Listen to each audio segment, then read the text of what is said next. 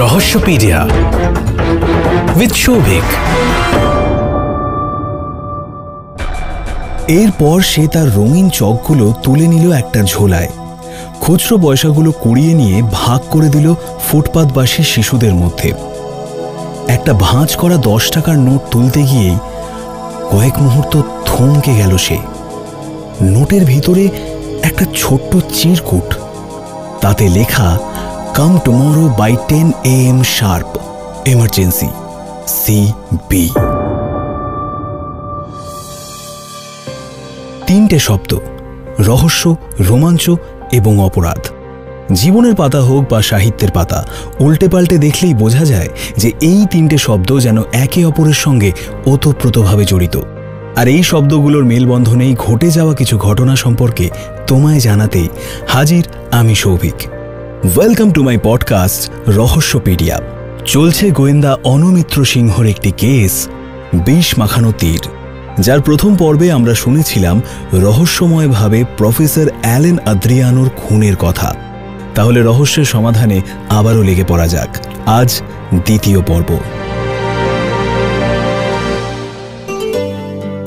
Park স্ট্রিটের গোরস্থান যাওয়ার একটু আগে ডান দিকে এক বিখ্যাত কেক পেস্ট্রির দোকানের নিচের ফুটপাথে তখন এক অদ্ভুত দৃশ্য। পথচারীদের প্রায় প্রত্যেকেই দাঁড়িয়ে পড়েছে ঘটনাটা দেখে।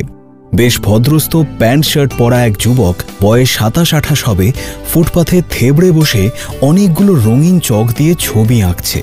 ছেলেটিকে দেখে মোটেই ফুটপাথের ওরকম ছবি আঁকিয়ে বলে মনে হয় না, তবে ছেলেটির কোনো দিকে ভ্রুক্ষেপ নেই, সে এক মনে এঁকে চলেছে। ফুটপাথবাসী বাচ্চারা ভিড় করে ঘিরে দাঁড়িয়ে তার ছবি আঁকা দেখছে। সে আঁকছে একটি সুন্দরী মেয়ের ছবি। মেয়েটি কোলে একটা রাজহাঁস নিয়ে আদর করছে। অসাধারণ হচ্ছে ছবিটা, দেখলেই বোঝা যায় পাকা হাতের কাজ। এমন ছবি যে আঁকতে পারে সে ফুটপাথে বসে আঁকছে কেন? রাস্তার এই ধরনের শিল্পীরা সাধারণত ঠাকুর দেবতার ছবি আঁকেন, এবং তাও অতি কাঁচা হাতে। লোকে অবাক হয়ে দেখছে।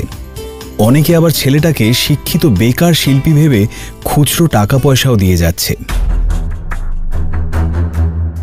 এমন সময় ফুটপাথ ঘেঁষে থামল একটা কালো SUV গাড়ি। গাড়ি থেকে যিনি লাফিয়ে নামলেন তার চেহারাটা সকলের মাঝেও আলাদা করে চোখে পড়ার মতো।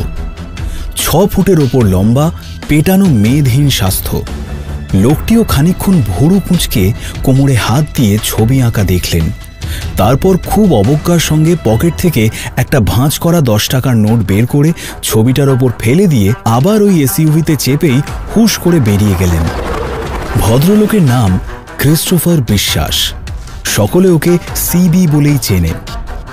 সুস্থ মানুষের পাগলামি তিনি কোনোদিনই পছন্দ করেন না। কিছুক্ষণ পর ছবি আঁকা শেষ হয়ে গেলে আস্তে আস্তে ভিড় পাতলা হয়ে এলো।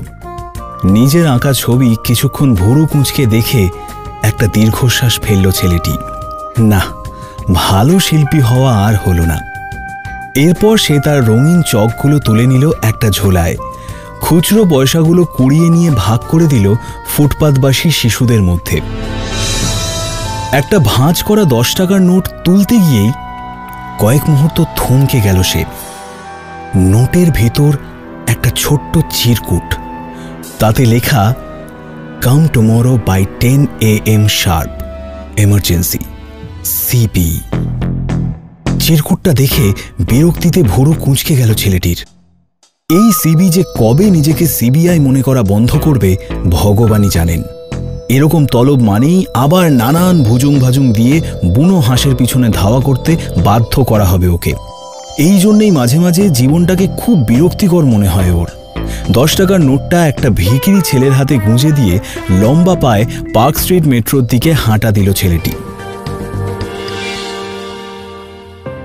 শেষ হল বিষ মাখানো তীরের দ্বিতীয় পর্ব।